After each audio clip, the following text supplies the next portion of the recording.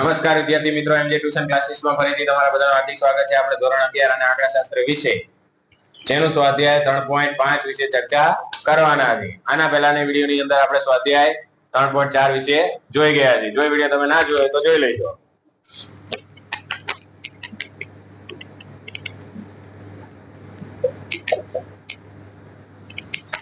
એની અંદર પહેલા દાખલાની અંદર કીધું છે કે એક વર્ગના વિદ્યાર્થીઓનો બુદ્ધિમત્તા IQ ની નીચે આપેલ છે. વિદ્યાર્થીઓના બુદ્ધિમત્તાનો બહુલક શોધો. તો આમાં તમારે કંઈ કરવાનું નથી. સૌથી વધારે વખત કઈ રિપીટ થાય છે સંખ્યા જુઓ તો 138 એ સૌથી વધારે વાર રિપીટ થાય છે. તો અહીંયા બહુલક કેટલો મળશે? પહેલા દાખલાનો જવાબ કેટલો મળશે તમને? એમ 138.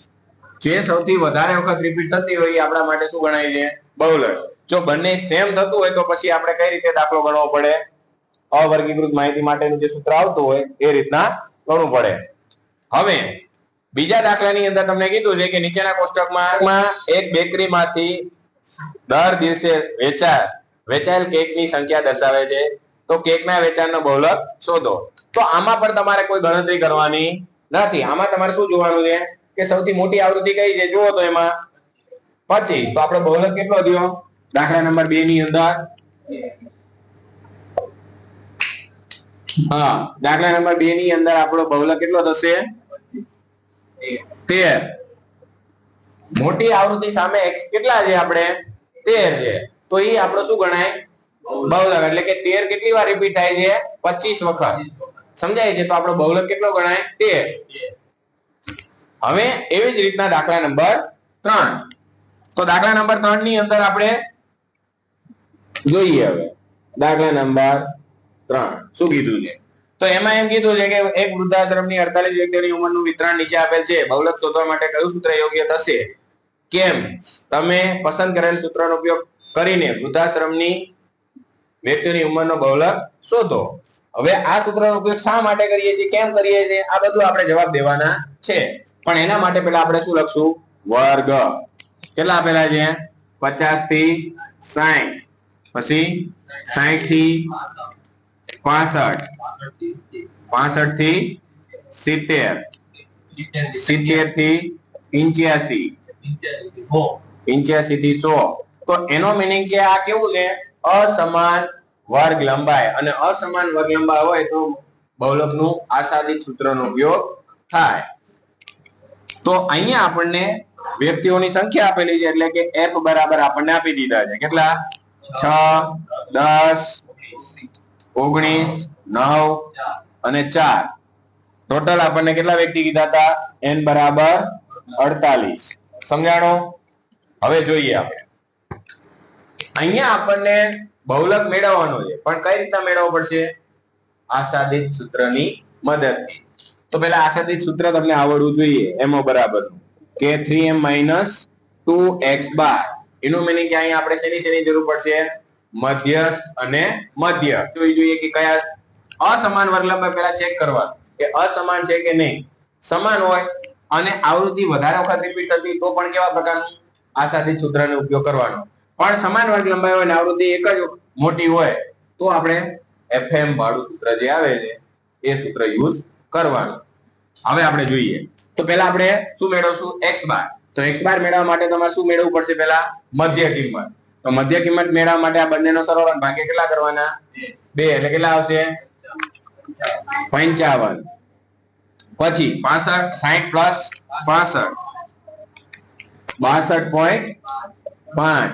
પછી કેટલાનું અંતર છે? 67.5. પછી 70 પ્લસ 85 ભાગ્યા 2 એટલે કેટલા મળશે? 77.5. અને 85 પ્લસ 100 ભાગ્યા 2 એટલે કે 92.5. આ મળી ગયા આપણને મધ્ય કિંમત. હવે જો આપણે FIDA ની રીતે કરવું હોય તો પણ થઈ શકે, અથવા તો fx ની રીતે. આપણે x બાર જ મેળવવાનો છે એટલે આપણે શું મેળવશું? ખાલી fx. કારણ કે આપણી પાસે કેલ્સી છે તો ગુણાકાર કરી નાખીએ. 6 ગુણ્યા 55 એટલે કેટલા થશે? 330. 10 ગુણ્યા 62.5 એટલે 625. 19 ગુણ્યા 67.5 એટલે કેટલા થશે 1282.5 અને 77.5 ગુણ્યા 9 એટલે કેટલા થશે 697.5 અને 92.5 ગુણ્યા 4 એટલે કેટલા થશે 370. હવે આ બધાનો સરવાળો તો 330 પ્લસ 625 પ્લસ 1282.5 અને 697.5 370 એટલે કેટલા મળશે 3305. ખબર પડી બધાને? તો હવે આપણે પહેલા શું મેળવી લઈશું x બાર અહીંયા મેળવી લઈએ. તો x બાર બરાબર શું આવશે સિગ્મા fx છેદમાં n. તો સિગ્મા fx એટલે કેટલા મળ્યા 3305 અને n એટલે કેટલા છે 48. તો x બાર બરાબર કેટલા મળશે આપણને 68.85. આ આપણને મળી ગયા x બાર. હવે શું મેળવશું આપણે મધ્યસ્થ મેળવવાનો તો પહેલા શું મેળવવું પડે CF. તો CF મેળવવા માટે 6 વત્તા કેટલા કરવાના 10 એટલે કેટલા થાય 16. 16 વત્તા 19 એટલે કેટલા થશે 35 અને 35 પ્લસ 9 એટલે કેટલા થશે 44 અને 4 48.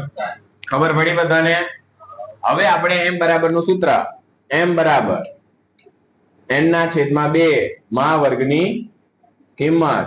તો આપણને n એટલે કેટલા મળ્યા છે 48. 48 ભાગ્યા કેટલા કરશું આપણે 2 એટલે કેટલા મળે છે ભાઈ 24 માં વર્ગની કિંમત. તો 24 કેમાં આવે છે 35 માં. તો સામે કઈ વર્ગ લંબાઈ છે આ આવશે આપણું આખું. સમજાણું બધાને?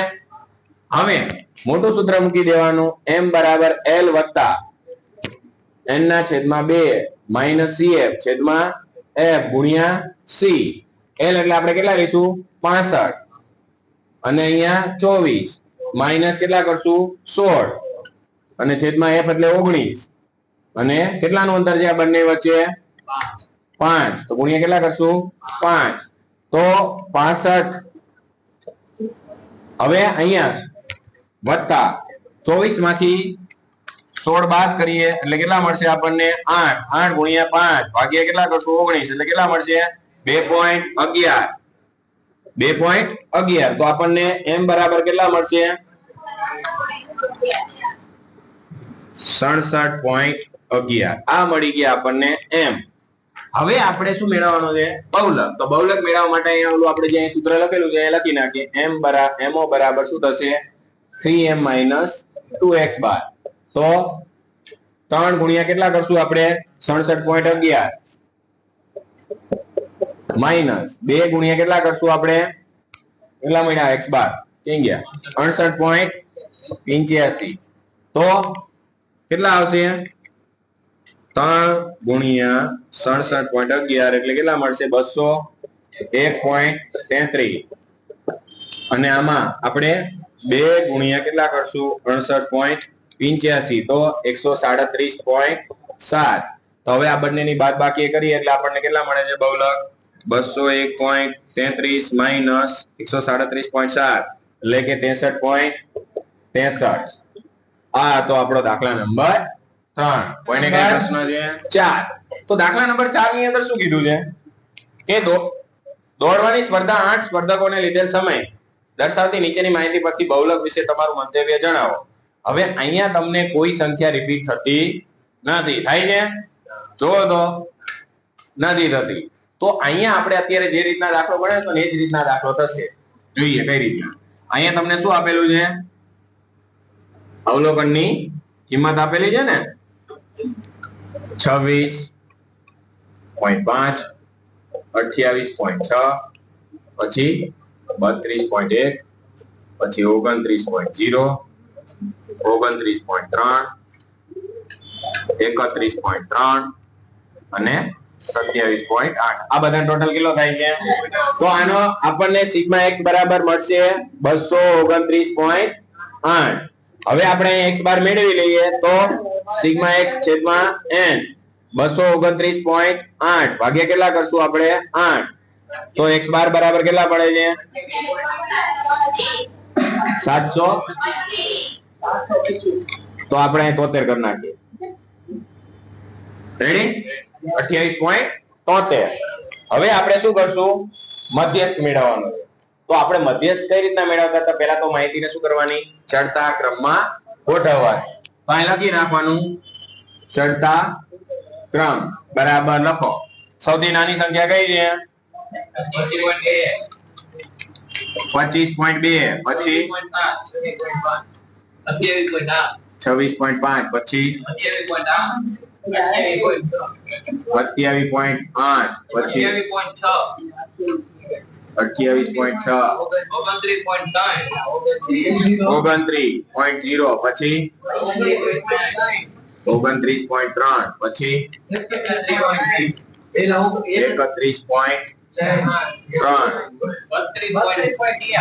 32.1. હવે થઈ ગઈ આપણી 8 સંખ્યા. 1 2 3 4 5 6 7 8. રેડી? હવે આપણે શું કરવાનું છે? મધ્યસ્થ મેળવવા માટેનું સૂત્ર m બરાબર n + 1/2 માં અવલોકનની કિંમત. તો n એટલે આપણે કેટલી સંખ્યા છે? 8 + 1 / 2 કેટલા આવે છે ભાઈ? 4.5 માં અવલોકનની કિંમત.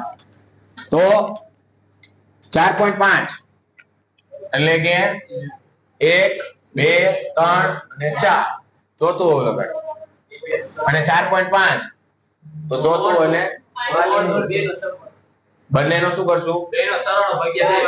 હા, કરો તો m બરાબર આ ચોથું હે ને 28.6 પ્લસ 29 અને ભાગ્યા કેટલા કરો? 2.